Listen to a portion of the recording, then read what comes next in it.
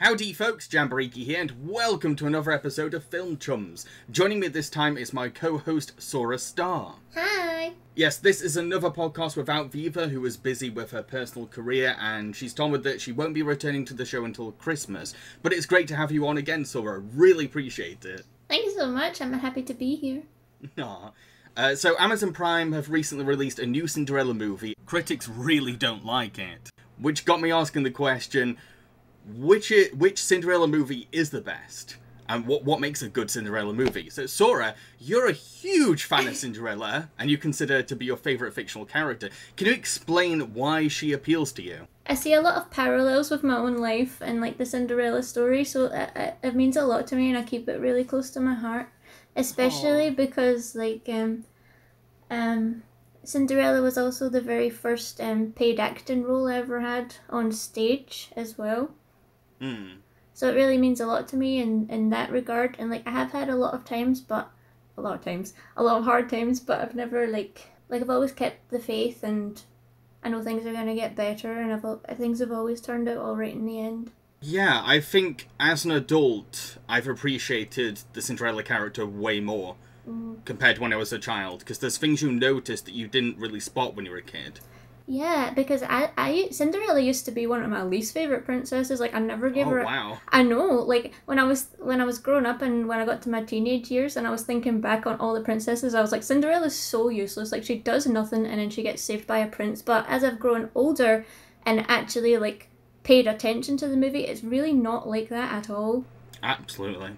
For me, I think what I love about the Cinderella story and why watching the films again for this podcast was very emotional for me is, like you, I've been in Cinderella's position. I've been in a domestic abuse situation.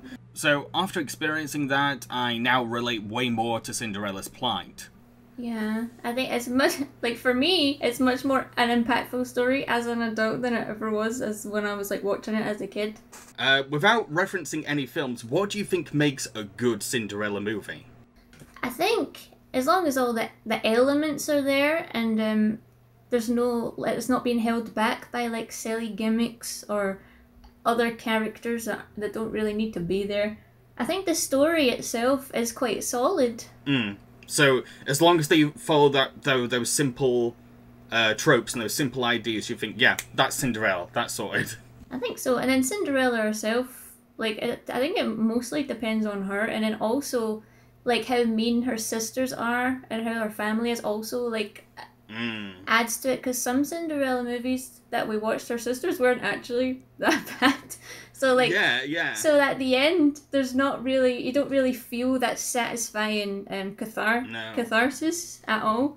So you kind of feel like you've wasted your time watching this movie.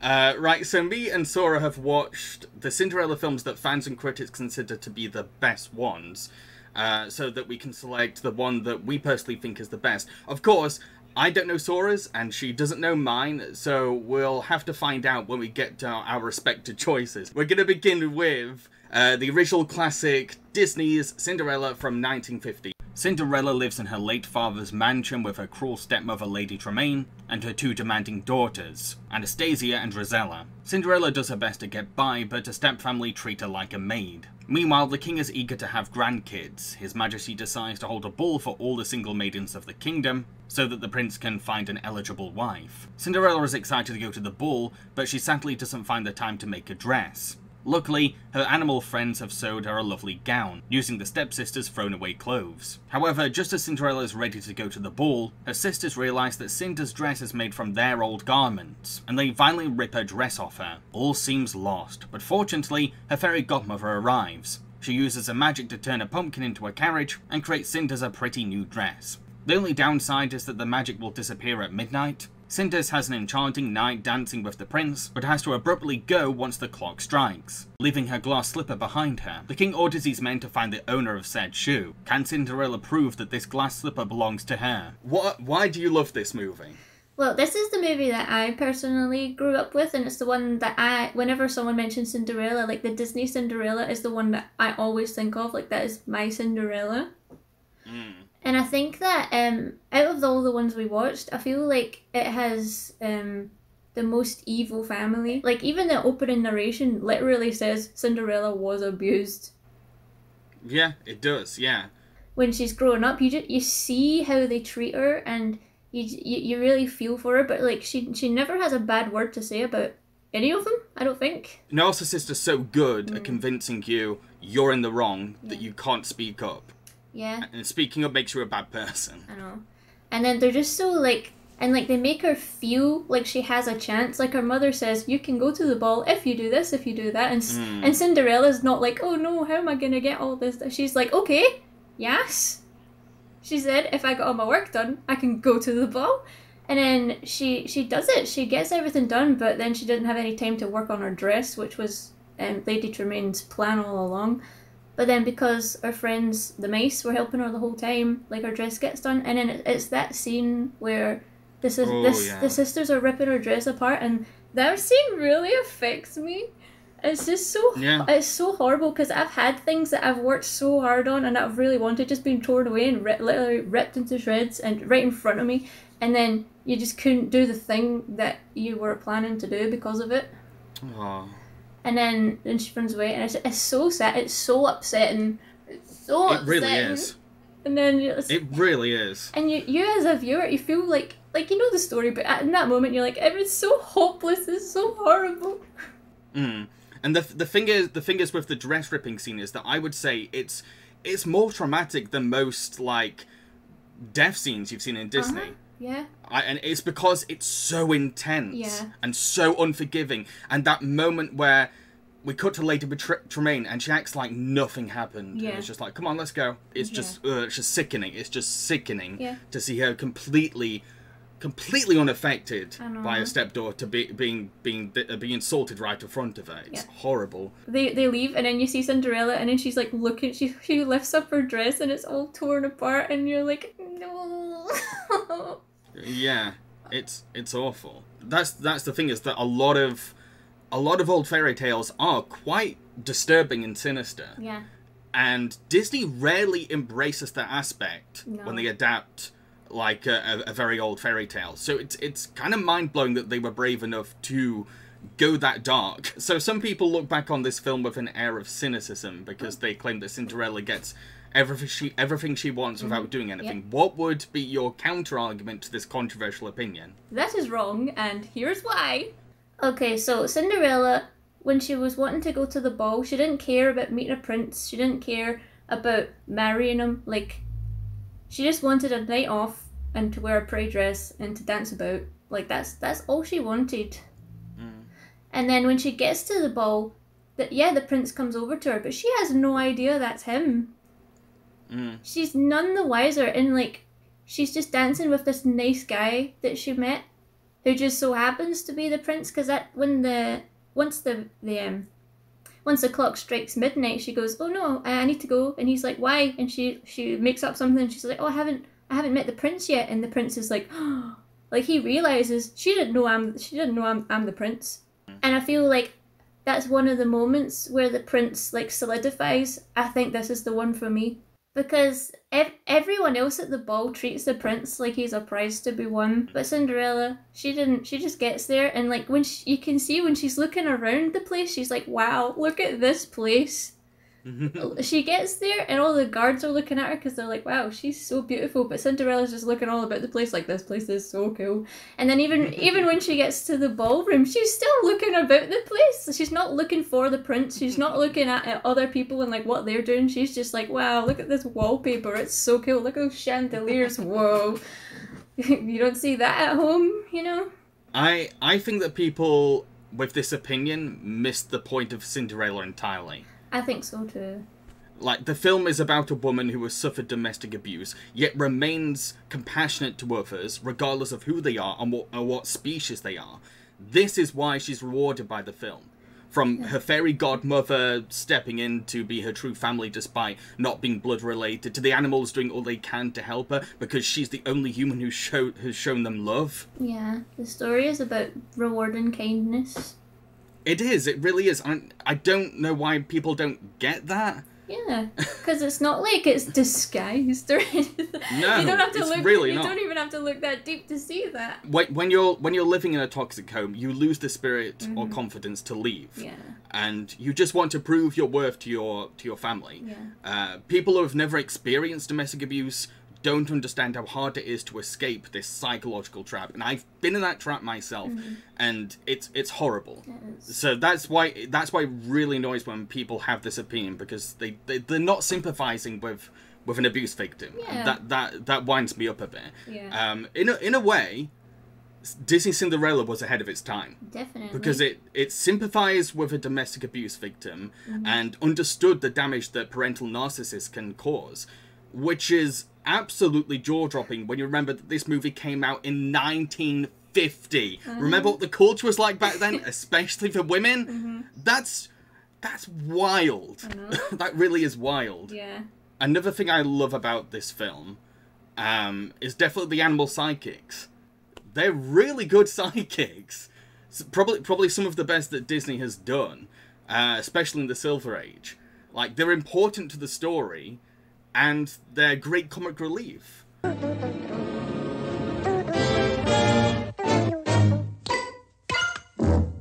Like, rewatching the film, I was like, wow, these mice are actually really funny, while also being incredibly sweet. Aww. Like, you can tell that they see Cinderella as like this maternal figure. Yeah.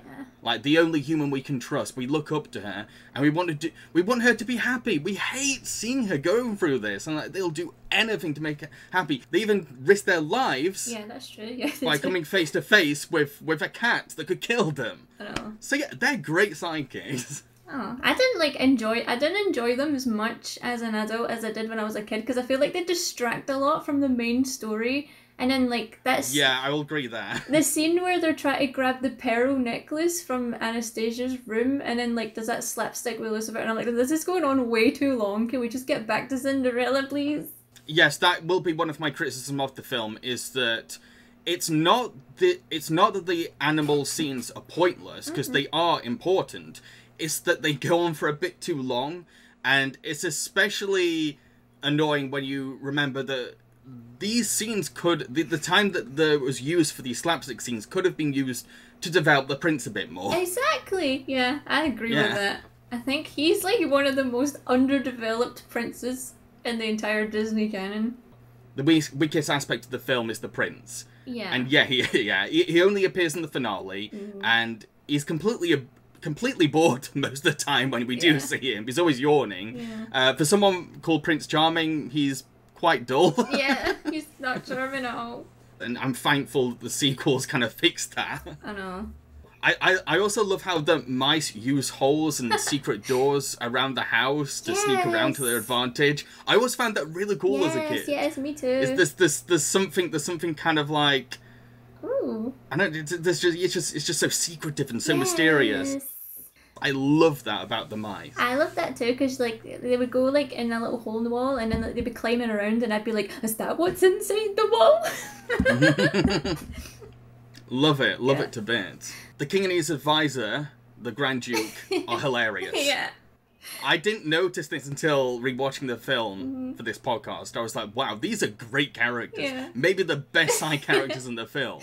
Yeah. Like, in a way, that they're kind of not side characters. They're kind of main characters, because like they have the clearest goal out of everyone in the movie. That's true. Yeah. And they're not your typical royal majesty and his loyal assistant, because the Duke isn't a snivelling servant. Yeah. He's willing to challenge his majesty or express disagreement, and that's what makes their relationship so fun. Yeah, they do have a really good dynamic with each other, because the king's so hot-headed and he's so like he is anxious all the time, but he still like puts on this air of confidence. He's much more level-headed and rational compared to the king. He has his own anxieties, but he's definitely got a better control of himself compared to the king. Yeah, the king has no control. But I do like that the king... I like how the king's motives are selfish, but they also come from a wholesome paternal desire to be a granddad. When he dreams of being a pop-pop, he seems so happy. He genuinely wants to be a granddad. Yeah, I mean, that's sweet. It's just going about it the wrong way. Yeah. But do you think that this is the best Cinderella movie? I think it has a special place in my heart. So, like, for me personally, I think it is the best one. But yeah, this is my favourite one, although, like, it's really close to the third one. They both have different things about them that I really like and appreciate. I wouldn't call it the number one best film myself. I do think it deserves to be recognised as one of the best, but I can't say that it's my personal favourite. I think the only thing stopping me from picking it are the lack of development for the prince and his romance with Cinders. Both could be better, and other Cinderella films have really improved on these aspects. Yep. Cinderella has had 2 sequels. One of those sequels has gained a cult following, A Twist in Time. Cinderella and the prince are now happily married, while Lady Tremaine and her daughters are struggling to live without a maid. However, Anastasia finds the fairy godmother's magic wand. Lady Tremaine uses the wand to reverse time itself back to before when Cinderella got a happy ending. With help from the wand, Tremaine convinces the palace that Anastasia danced with the prince, and also brainwashes His Highness into believing it's true. Cinderella must work out what has happened to her reality before Tremaine steals her life from her. So, what do you think of Cinderella 3, Zora? Cinderella is like, she takes a more action-oriented role in this. Like, I love how she is in this movie. She's trying to figure out what on earth has happened, and she'll stop at nothing. She puts disguises on. She's like a little detective in there. As much as I love the 1950 Cinderella, and as much as I'll defend her as a character, I do feel like Twist in Time deserves a lot of credit for, giving her more agency. Yeah, exactly. And then, like, if the people who think that she's kind of useless and from the first movie, they should really watch this movie. Because not only is Cinderella a much, like, better protagonist in this one, I feel like she's given a lot more to do. The thing about this movie is that it's considered to be the best Disney sequel, and as someone that's seen every single Disney sequel, I agree. I agree too. It really is. Yeah. It's not just the most superior straight-to-video movie that Disney's made, but also I would also say that it's better than the 1950 film. Like, it embraces the old-fashioned roots of the first film, but it also modernizes the storytelling without being too forceful with it. Yeah, that's true.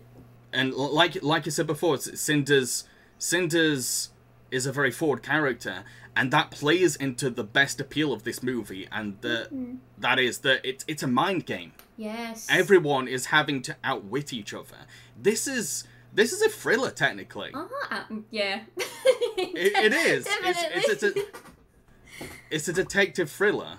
I really get engaged in this film because you're always thinking, okay, how's Cinderella going to find this out? How's Lady Tremaine going to be 3 steps ahead? Yes. Things like that. And like, you never get bored because one character has always got another plan. Yes. Or is for, okay, how do I get around this? The film has a lot of the same qualities as Barbie, Princess and the Pauper, I think. Yeah, the more we're talking about this, the more I'm putting connections together. Like, all these characters are smart. There's always someone playing detective. There's always someone saving the day.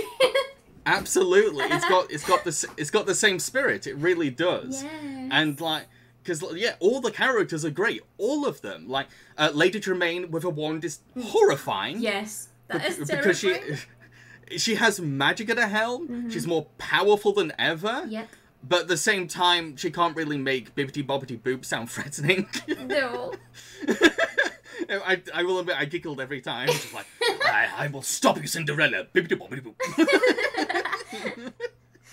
But I like that. I like that it's unintentionally a little funny. Yeah. Adds a bit of charm to it. That's the thing about the film, is that it's not afraid to be a bit cheesy. Because it knows the film it was based on is from a long, long time ago. And it's not embarrassed of that fact. I like that a lot. And I respect the film for being like, you know what?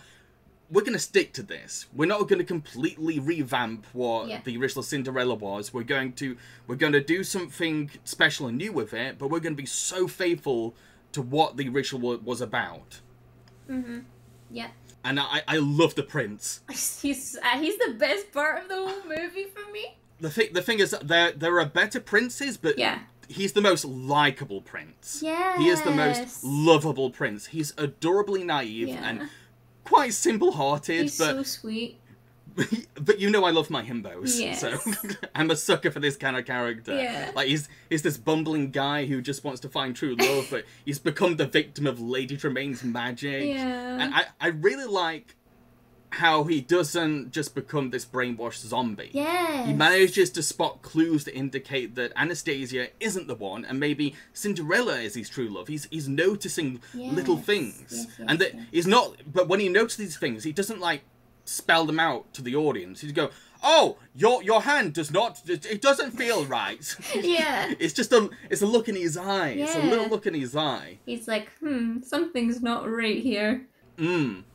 And that's what makes Cinderella 3 the best Disney sequel as well, is because it's the most intelligent, the most artistic, and the one that takes the most risks as well. Yes, I was gonna say that. It's not afraid to just take the Cinderella story and go, where can we go from here that's interesting, and it will look quite good as well. I'm really happy with the direction it went, because it wasn't afraid to like get quite dark with some of its visuals, especially the part where Cinderella's in that pumpkin and Lucifer's like driving it.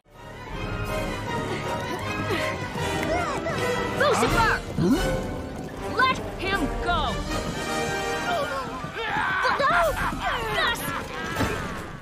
I wouldn't say that this film is necessary. No. But I'm glad it exists. Yes, it's a lot better than the second movie. Oh, absolutely, absolutely. And I love that it completely, like, it pretends that movie didn't happen. Like, Cars and Cars 3 pretend that Cars 2 didn't happen. It's the same here. The mice are helpful as always. Oh, I love Jack in this one, and Gus. They're so funny. See when they're like retelling this, So good. when they're retelling this story.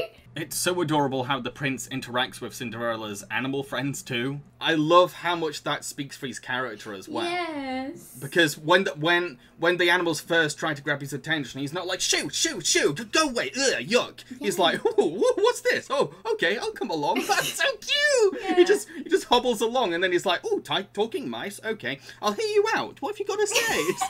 And what I love the most about that aspect of the film is that really shows he's meant to be with Cinderella. Yes. Because that's probably how Cinder's befriended the animals. The animals probably were like, "Hey, come look at this," and she's like, "Oh, okay." And she showed them compassion and respect, and that's what the prince is doing in that scene. That's true. And that's another thing I do like about Cinderella 3 is that it knows that the original film's romance is rushed. Yeah. But it does touch on, okay, what if this is love at first sight and a gut feeling, and what if that exists? And characters talk about that. Uh-huh.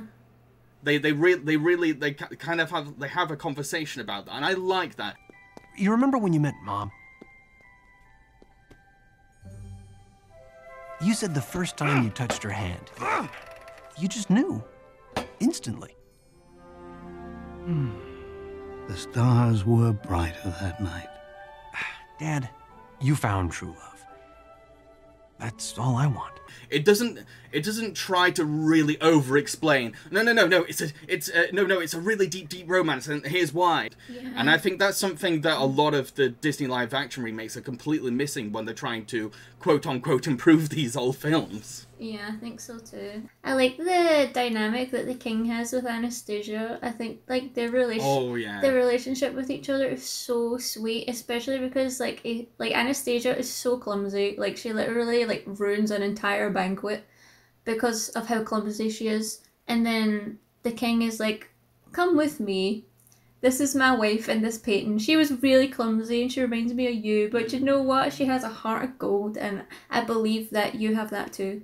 Yeah, I'd say one of the best aspects of the film is Anastasia's redemption arc. It's so well done. It almost makes you feel bad when Cinderella is gonna, like, win. You do feel sorry for Anastasia because... Yeah, she's a victim. At the heart...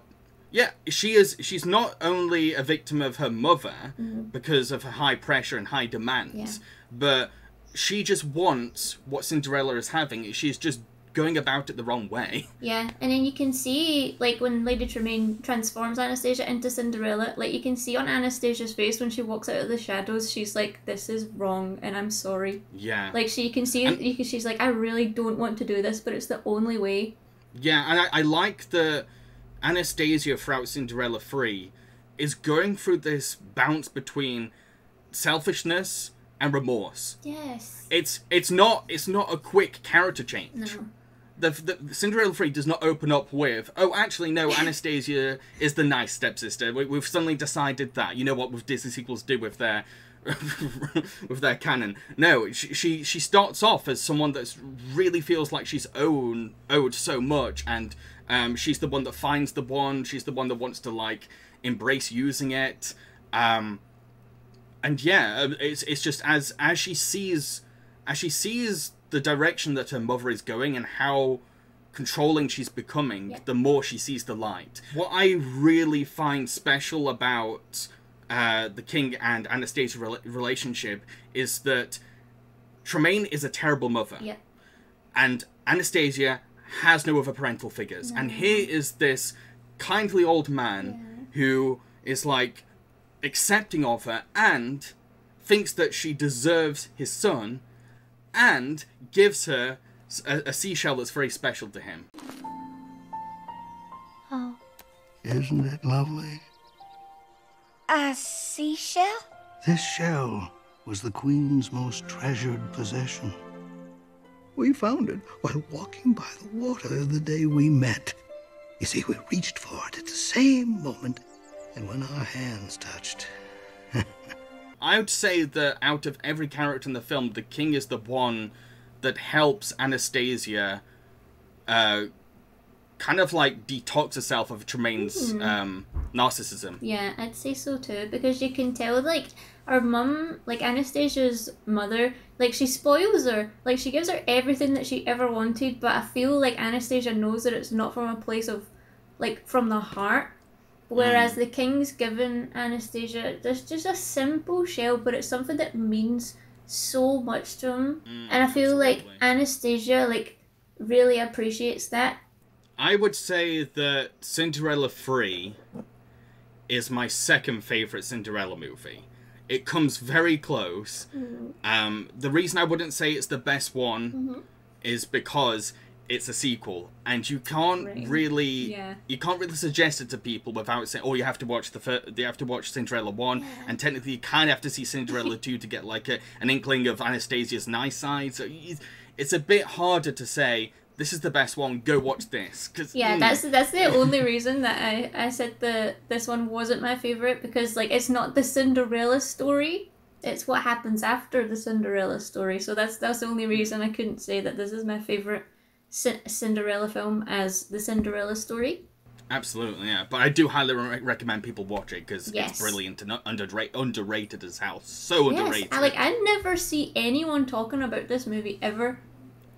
Unless someone does a top 5 Disney sequels list. Yeah, like, that's it. That's the only time this movie ever gets talked about. Because even, like I meet people all the time, and, like, I don't know why or how, but it's always people who are into Disney stuff.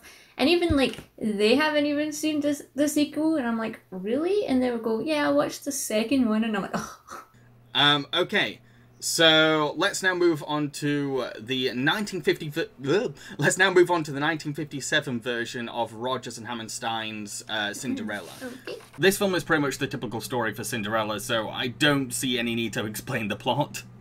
So, Sora, what did you think of this movie? It wasn't like how I thought. Like, I don't know what on earth I was expecting going into it, because this is the first time I'd seen this movie, was yesterday. And I thought that there's some things that were kind of, like, questionable. And, but overall, I thought it was okay. Like, I wouldn't watch it again, I don't think. It's not a bad Cinderella movie, but I am baffled and surprised that this film has ended up in so many Best Cinderella Movies articles and lists. I don't believe that for a minute. I kept seeing it again and again, and that's why 10 minutes into this film I was like, wait, hang on. Why? Yeah. Should I count this film? Yeah. Like, there's a lot of things in it that I'm like, I wish they did this instead, or I wish it was this way. Like, just things like that. The thing is, I'm not saying all this because it's in black and white. Yeah. I'm not no. some uncultured swine who No. doesn't like old movies. No. I simply just don't get the movie's appeal. Yeah. I know that the film was very successful when it aired on TV. I can imagine. I know so. that. Yeah. You can really tell that the film had the tiniest budget ever and was made for TV. Yeah. Because it looks more like a 1950s sitcom than an actual film. It kind of looks like a commercial. Like, see, whenever there's like a montage of girls getting ready, I can just imagine the overhead voice. It's like, "Are you tired of your hair getting frizzy after the shower?" Like, I can just imagine that kind of voiceover on all of those shots. Yeah, it kind of mixed between looking like a sitcom and then having a commercial break. It had that, Yeah. which is an aesthetic, but I don't know why. No. It's very cheap. It's a very cheap looking movie, and the director doesn't compensate for this. Like, their direction is competent at best and unimaginative at worst. Yeah, and then like this, I know that there wasn't really like a special effect, like really, like the special effects were like quite poor. Like when they were doing the transformations, it just looked like someone was holding a sparkler in front of a green screen. Yeah. And like, I'd say it's charming, but more than anything, it's just distracting. Yeah, and it's really distracting. A lot of the shots, a lot of the directing is just shot reverse shot. Yeah. Which really frustrates me as a director myself, and I keep looking at these scenes and I'm like, where's the fun? Where's the whimsy? It's just put the camera here, put the camera there. There are a few decent shots that I liked, but most of the movie isn't very visually interesting. You could maybe commend it as minimalist art house, but I don't think that's what the film was going for. I think they were just rushed. Because like you could argue that they were trying to make it feel like an authentic stage like production, like you were in the audience, but it didn't really feel like that's what they were going for. I would understand that if they had the camera back a bit, but the most you get is probably in the ballroom scene. Yeah. And that's another thing that I noticed about the film is that a lot of the sets are very, very cramped and small. Yes, I noticed that too. So much so that when characters are dancing, they look like they're gonna kick someone over any second. Let's talk about the film's take. Yeah. On Cinderella. Yeah. So one thing I noticed is that the stepmother's evilness was toned down very heavily. Yeah, I don't think you couldn't call them the evil stepfamily in this version. You couldn't. It feels like more of a teasing way, like how you would like tease your sibling, like, "Oh, Cinderella, close the window. Cinderella, come over here. Cinderella, close the window. Oh, it keeps opening. Oh, just close it again." It's still borderline abuse, but soft abuse. Yes. If you know what I mean. You could call it, yeah, I know what you mean. Like, that is what the movie's like. And then, even at the end of the movie, when Cinderella, it turns out that she does marry the prince, like, her family's happy about it. They're like, "Yes, my daughter's a royalty, we're royals now." And then it doesn't feel like they're getting their comeuppance. It doesn't, no. It's a completely unearned redemption. Yeah. And you can tell that they're only happy and only nice to Cinderella now because she's royalty. Yeah, exactly. and the film is like saying, and that's okay. Yeah. I think one of the biggest problems with the film, though, is that a lot of the work is coming from the cast. Yeah. It's all in the actors because there's not much creativity in the filmmaking, or the sets, or the costumes, or anything really. I know, and the script's quite weak. It seems to be all star power. Yeah, definitely. I think that's what they were banking on. I think it is, and a part of me thinks that the reason this film is considered one of the best is because of Julie Andrews. I believe so. I think that's a big reason why, and to be fair, that's a good reason, because she is pretty great as Cinderella. Yeah, she's good in this movie. For the past few weeks I've been dreaming and trying to feel just the way you must feel, the way all girls must feel looking forward to the ball all that time. And then finally, the night arrives and you put on the most beautiful dress you have ever worn in your life. Julie Andrews is fantastic at playing whimsical musical heroines with a twinkle in their eye. So, if that's the reason why this film has lots of fans, I'm like, okay, right, sure. Fine.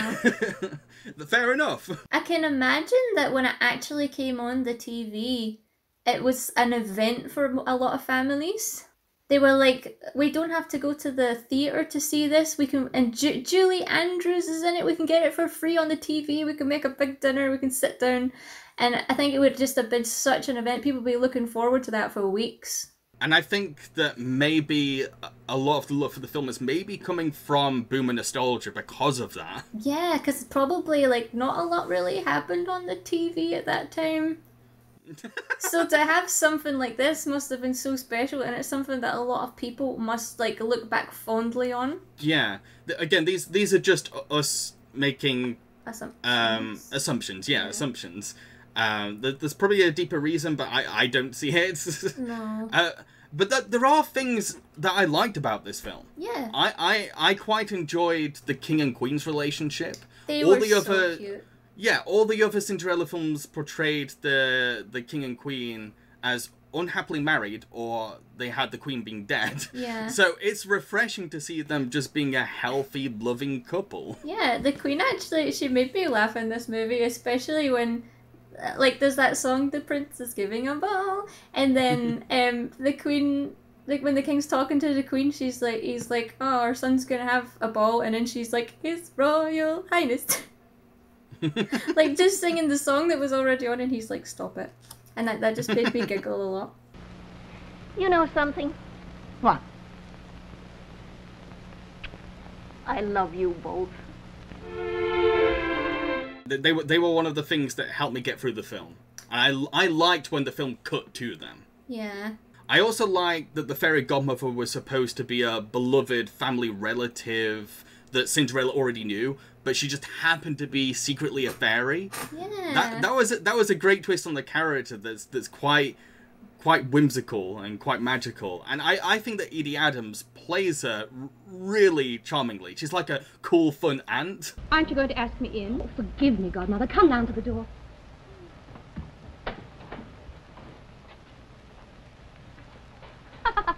Don't bother. How did you get in? Oh, I just climbed through the window. I think so too. It really confused me at first because she just appeared, and then and then I was like, oh, is that the fairy godmother? But then Cinderella's like, hello, godmother, and I'm like, wait, what? I wasn't confused at first, but then as it unraveled, I was like, that's... Yeah. Like, I didn't really like Cinderella's dress that she wore to the ball, and then when she actually was at the ball, she knew who the prince was the whole time, so there wasn't really that, like, special... Like, oh, she just wanted to get out the house to have a good time, and she didn't know who this guy was, but she had a good time. But like, she got there, she saw the prince, they danced, they talked, and then when the bell rang, I had a big problem with that scene because, like, she was like, oh no, I need to go, and then she spends 10 minutes, like, talking and singing to the prince, and I'm like, go! Yeah. Get out of there! There was no urgency there, and other than me panicking, like, come on, move!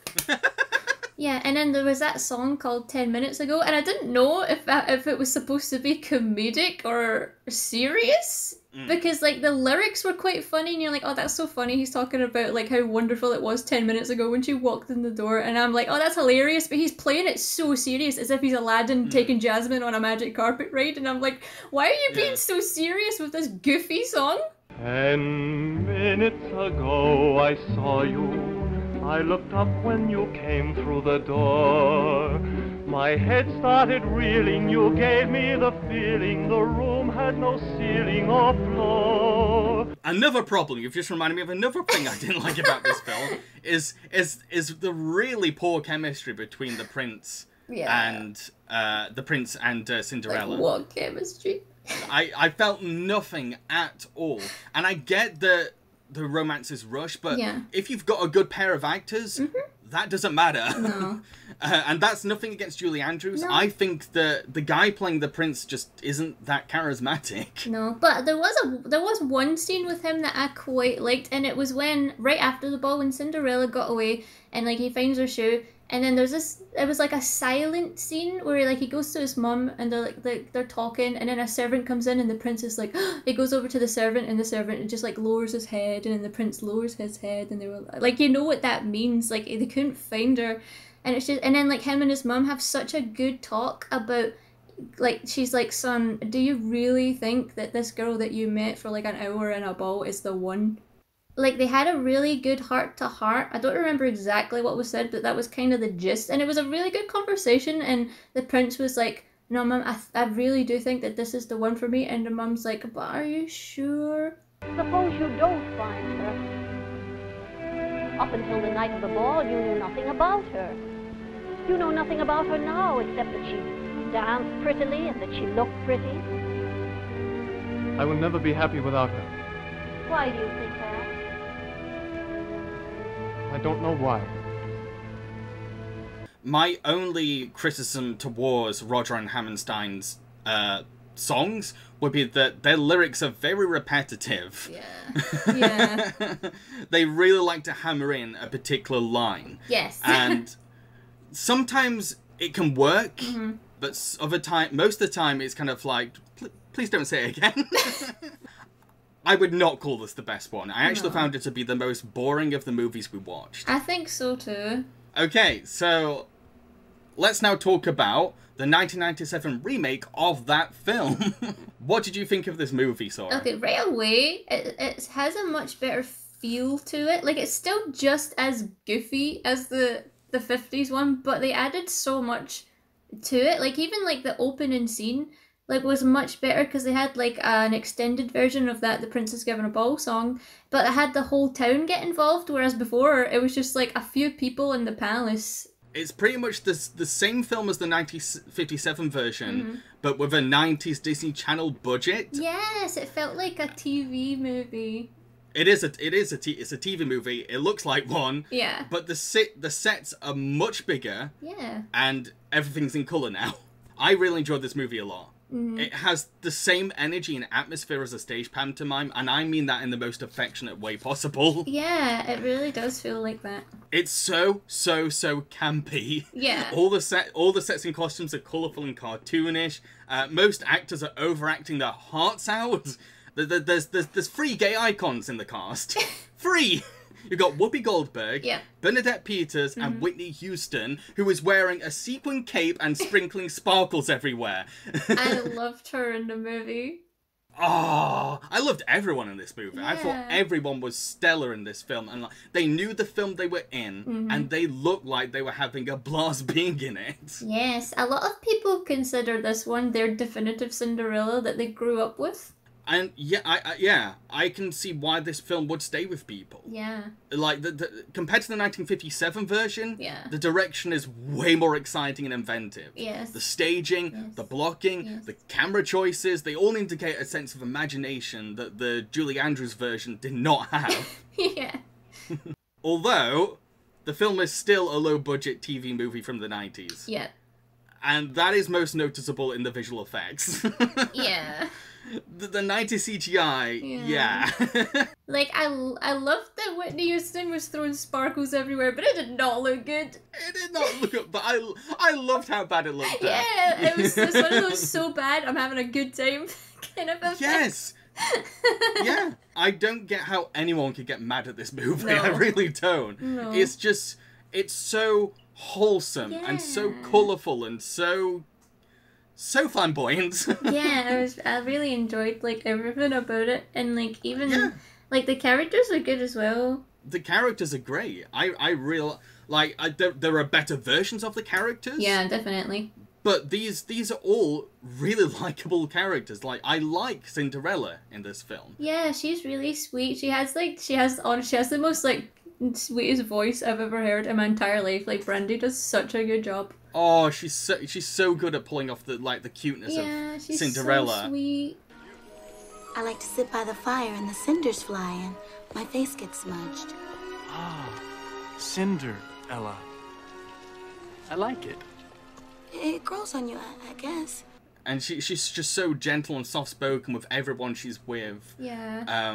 And like you don't get to see as many selfless or compassionate moments from her compared to other Cinderella versions. Yeah. You kind of look over that because of Brandy's performance, because she's playing the character so sincerely that you would buy. You know what? I think she would do selfless things. Yeah, exactly. And the thing is as well is that I think a part of her knows that her sisters are products of her mother because she tries to speak to the sisters. She tries to get the sisters to understand what true love is. Yeah.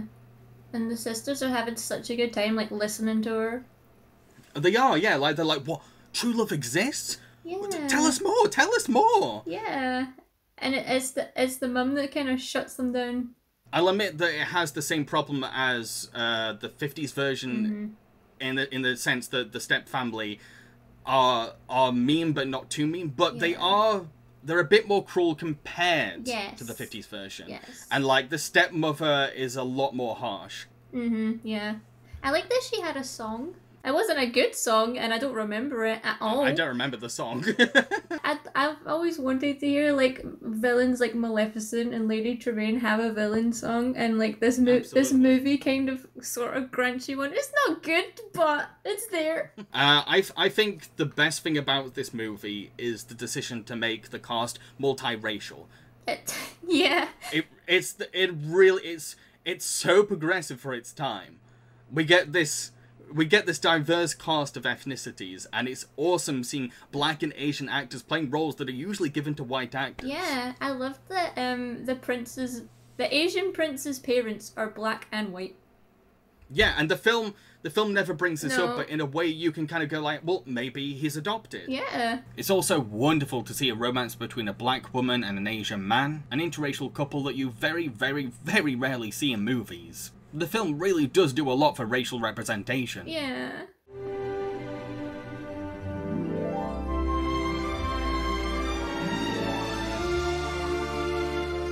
The 1957 film had a message about believing in the impossible, a very awesome lesson. It's possible for a plain country bumpkin and a prince to join in marriage, and four white mice are easily turned to horses.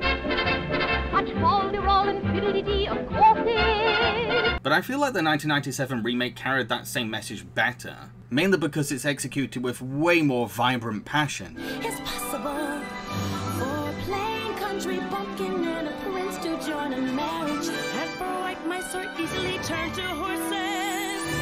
Much fol-de-rol and fiddly-dee, of course it's quite possible. One of my favourite parts in the film is where Cinderella is like driving off to the castle in the carriage, and then you've got Whitney Houston just floating by the carriage, and then like just carrying on the song, just still trying to like remind, because you can probably think in that moment Cinderella is thinking, should I do this? Can I do this? But like she never leaves. She never leaves her side. She's like, no, you keep believing in the impossible.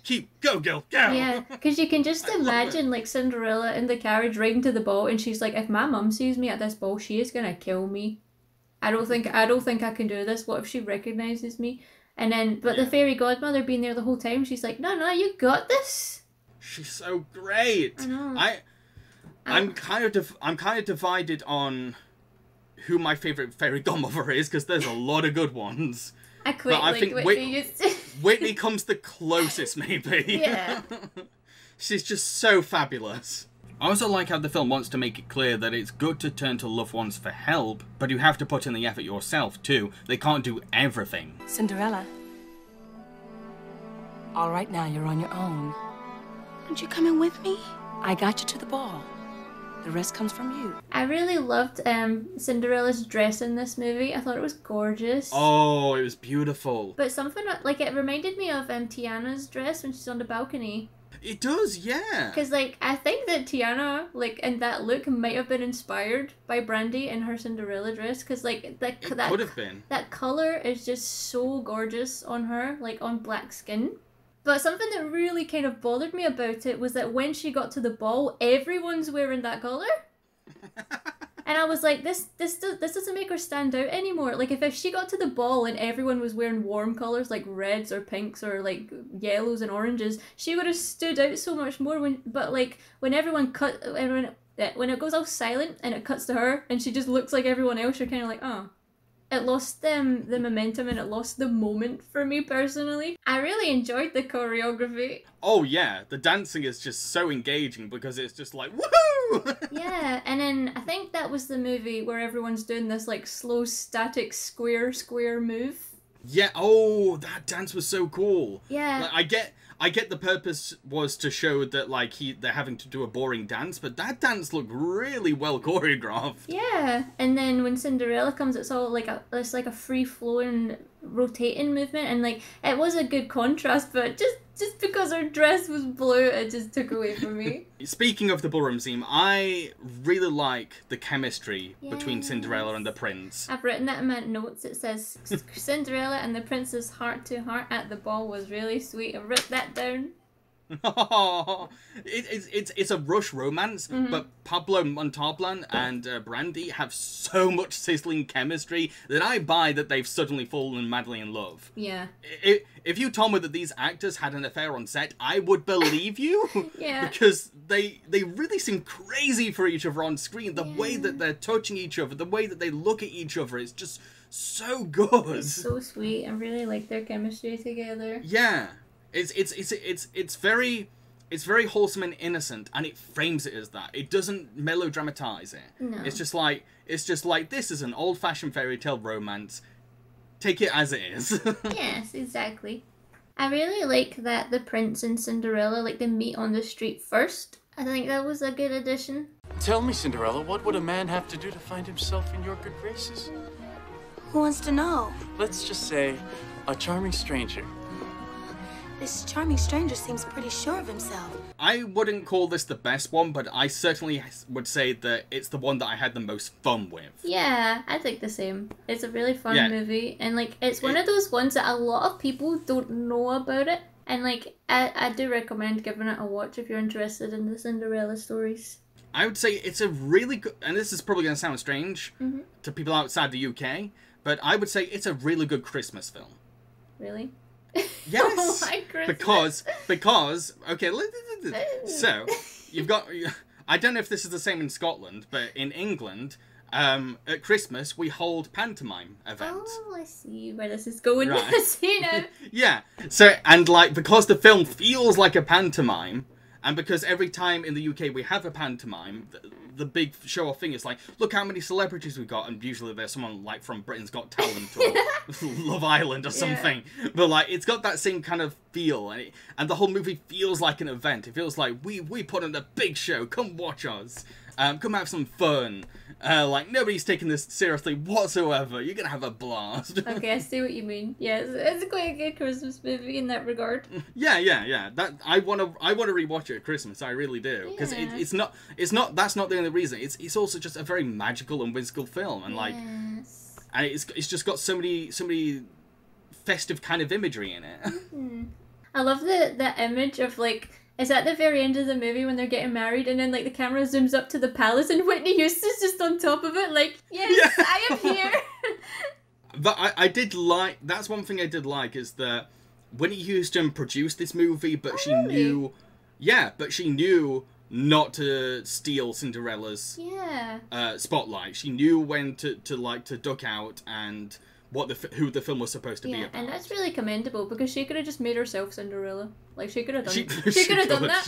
That's what I would have done. Really Terrible casting, especially when she's one of the greatest fairy godmothers in cinema. I know. Okay, so we're now gonna move on to the last film we watched, Ever After. Danielle is a happy little girl with an adoring father. One day, her dad introduces his new wife, Baroness Rodmiller, and her 2 daughters. Unfortunately, Danielle's father unexpectedly dies after leaving the house.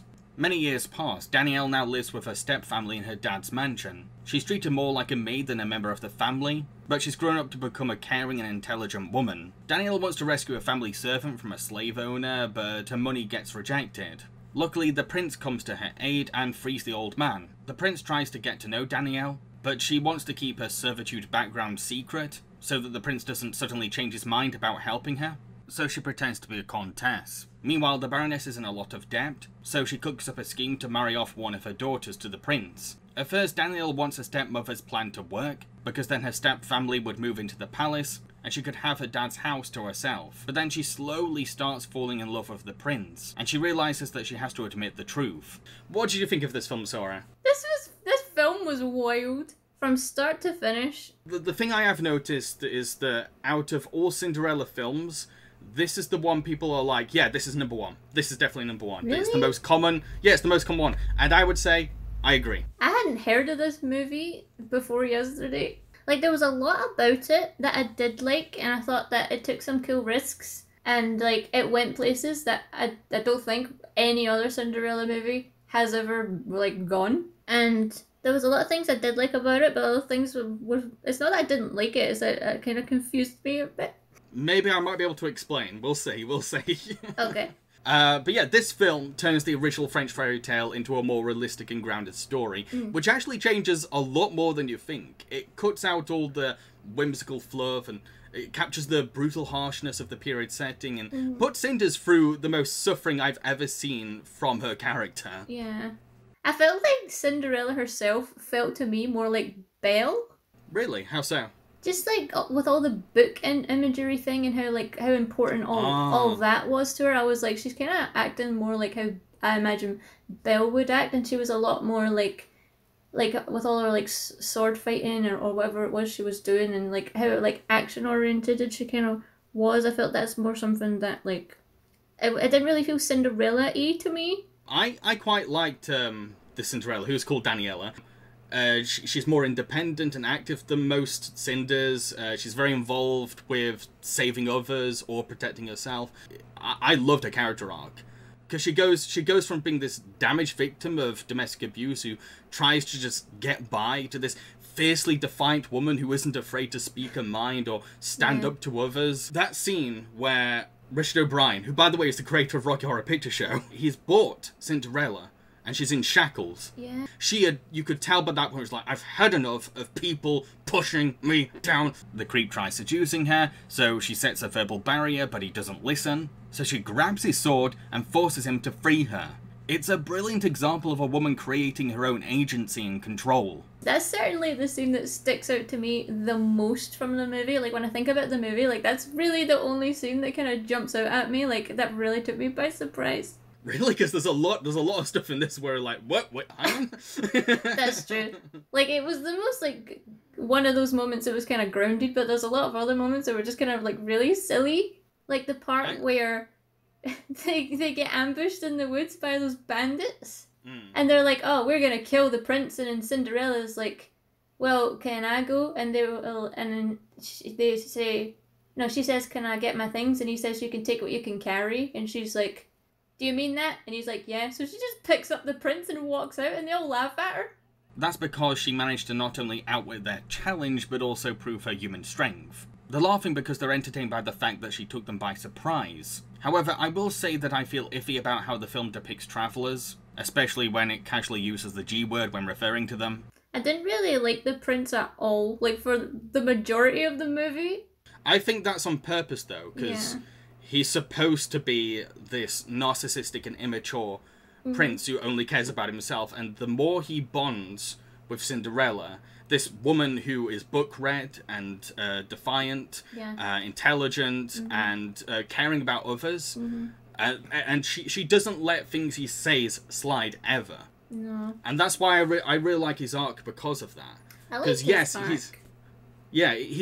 very arrogant, but the more time he spends with Daniela, the more that vanity just chips away. That's true.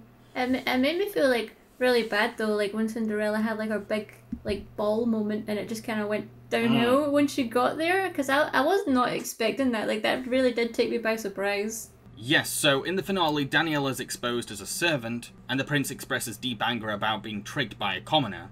That scene is quite hard to stomach. He's been tricked, he's been lied to. Yeah. And to think someone that you trusted and that you fell in love with, like, duped you, that is a horrible feeling. Yeah.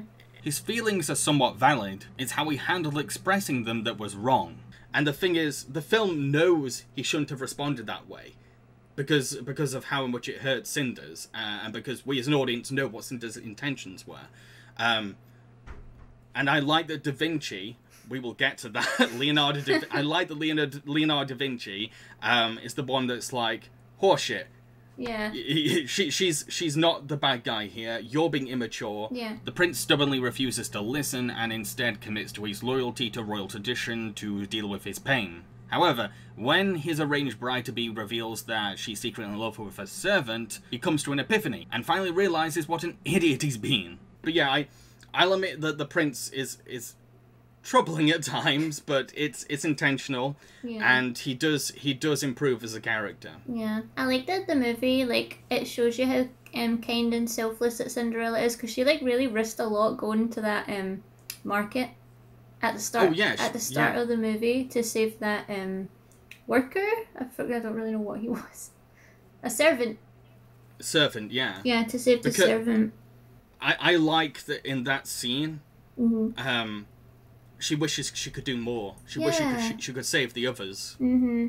And she calls out the prince for like not doing more than what she asked. Yeah, because then that says a lot about his character. Yeah, because like the prince is like, oh yeah, I did something amazing. I saved that guy, and Cinderella's like, if you were truly amazing, you'd have saved all of them and not just the one I was here for. That goes back to my point that like she definitely breaks him down. Yeah, definitely. Like, I like that part, and then you can see like the gears turning in his head, like, oh.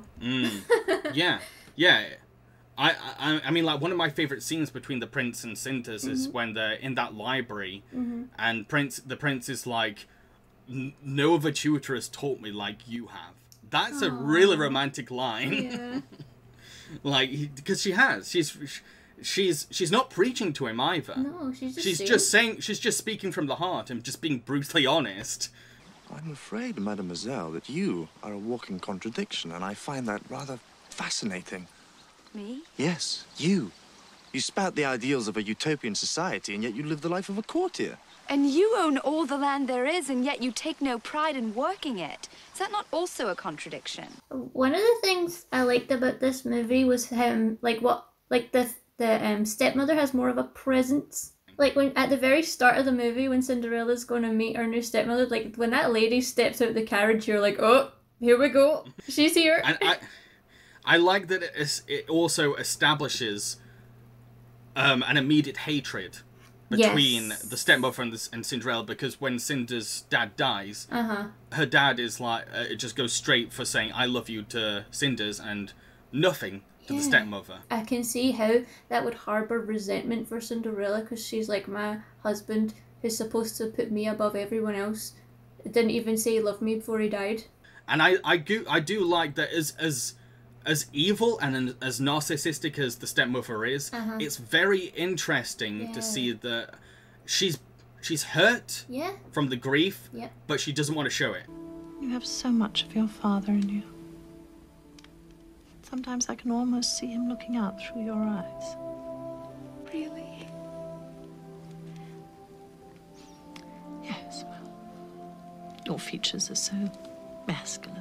It knew how to use its 2 hours. Yeah. It's the longest out of all the films, but I never got bored. I never got to a point where it's like, oh, what's the time? I was always like, I want this film to keep going because it's always coming up with like twists and turns to experiment and play around with the Cinderella story. Yeah, I don't know if I liked or didn't like that one of her stepsisters was quite nice. I was mixed, because on the one hand you can say, okay, this is basically saying to the audience, look, not all step family members are going to be bad. Yeah. I like that idea. And I like that, in a way, it separates the stepsisters. Like, they have different personalities. Exactly. And it also shows 2 different examples of how a toxic mother can affect their child. Yeah. They can either go the route of just becoming their mother, or they go the route of just becoming this meek mouse that's too afraid to stand up for themselves. On the other hand, it's a big change. And it does take something away from the step-family dynamic. But something I didn't like about her was that the actress who played her looks like Cinderella, so like I was hard to tell them apart. Really? Yeah, it was hard for me to tell them apart at times, especially because they always wore the same kind of dresses and the same colour, and I was like, is that Cinderella or is that her stepsister? I don't know. I never felt that, but that's probably because I watch a lot of Drew Barrymore movies. Yeah, I have no idea who that is. I know her face very well. But like the blonde stepsister, like she looked a lot different because she always wore red and had blonde hair.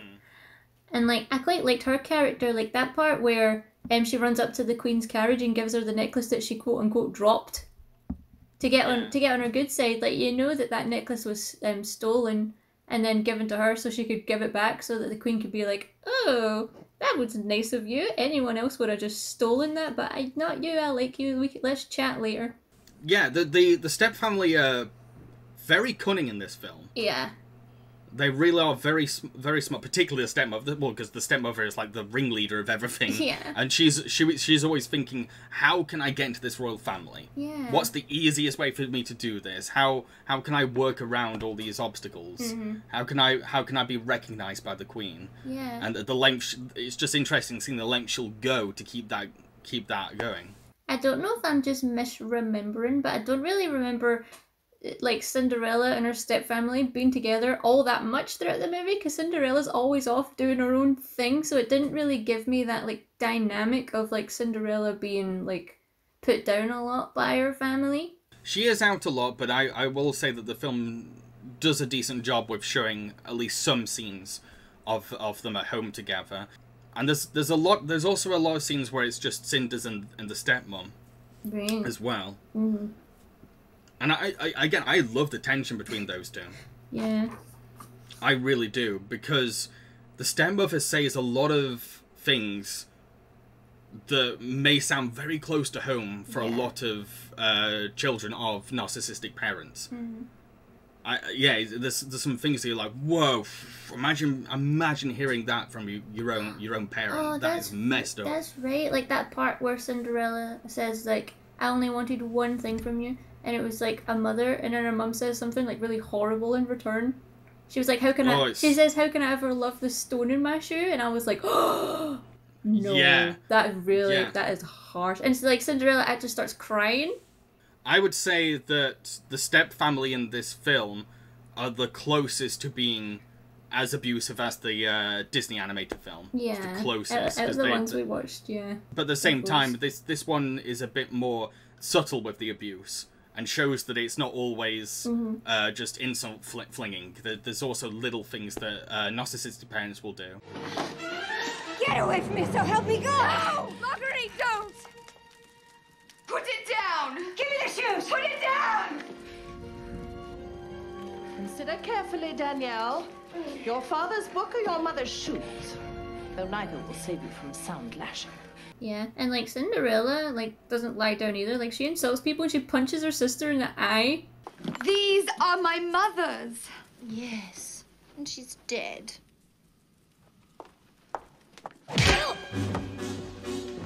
That scene comes from a very realistic place, because when you have a relationship with an abuser, you get to a point where enough is enough, and you just let it all out. You just burst it all out. Yep.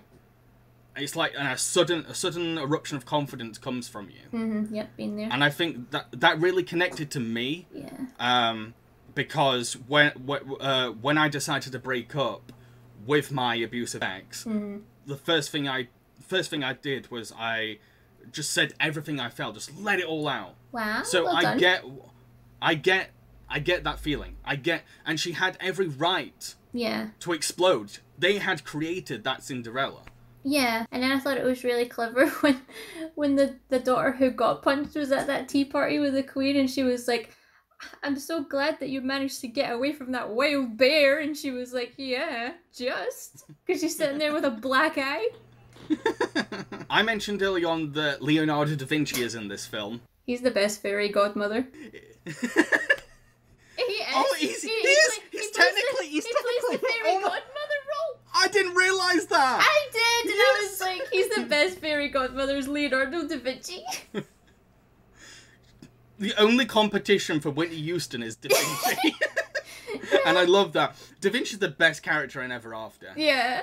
He's the only one who has his head on tight. He's the only, like, older adult character that's like, look, we have got to get stuff done. You're being immature. You're being abusive. Get your shit together. Yeah. Come on.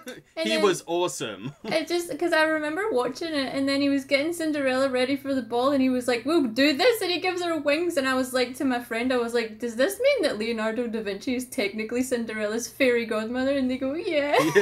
Yes. I thought, what the thing is, when we first see Leonardo da Vinci, I thought, oh, it's just a little cameo. Yeah. And then it's like, we're going to hold a ball for Da Vinci. And now Da Vinci's a main character. And I was like, yes, he is. He should be. I literally, hold on, I wrote in my notes, I don't know why Leonardo da Vinci's in this movie, but I'm not mad about it. He's one of the most understanding, mature, and sympathetic characters in the movie, and he's still Da Vinci. Yeah, like, definitely. He has all these references that you go like, oh yeah, that's Leonardo da Vinci. It never feels like they just tweaked him to like make a new character. He would be very happy with his portrayal in this movie. I think he probably would.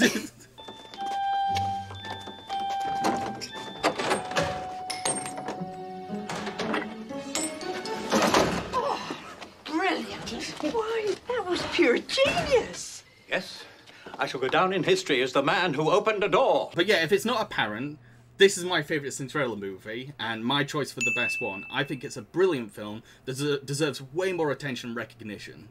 I don't really know what I thought about it, because, like, to me, it wasn't really... Like, if no one told me this was a Cinderella movie, I don't think I would have known. Yeah, it's more like the Cinderella story is a template for something else, and I can imagine that may be disappointing hardcore fans who just want the simple, straightforward fairy tale. I totally get that. Because if you were looking for a different version of like the Cinderella, like a different take on the Cinderella story, I don't think that people would enjoy it. But like if they wanted like a kind of like romantic Robin Hood feeling type thing, then I think it's okay. It feels more like a Robin Hood movie to me. The film is framed in a way where it opens up with the great-great-granddaughter of Daniela saying, you know what, this Cinderella fairy tale? Nonsense. This is the real story. I really like that opening. I really like how they establish right away, this is grounded in reality, this is the true story. Forget about the magic nonsense. Yeah, I think like that's a really good like that's one of the parts that I didn't understand what was going on, because I was expecting like a Cinderella story, but just like in real life, but like that's not what I got. So I was kind of a bit like that's what was confusing me, because I was like, okay, is this supposed to be this part of the story? Is this supposed to be that part of the story?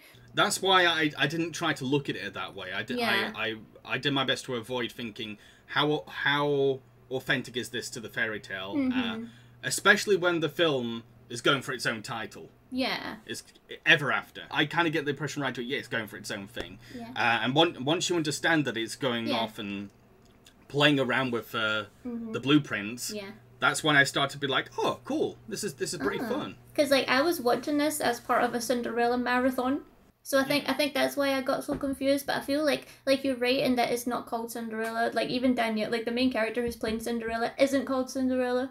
Yeah, like I said, it takes the tropes and the cliches that are attached to the story, but it's not an adaptation of the story. Yeah, I call it that. Like, it was a good movie, but just because I was looking at it through, like, the lens that is the Cinderella story, I wasn't enjoying it as much as I could have been. Which I totally get, because Cinderella character is so special to you. Yeah.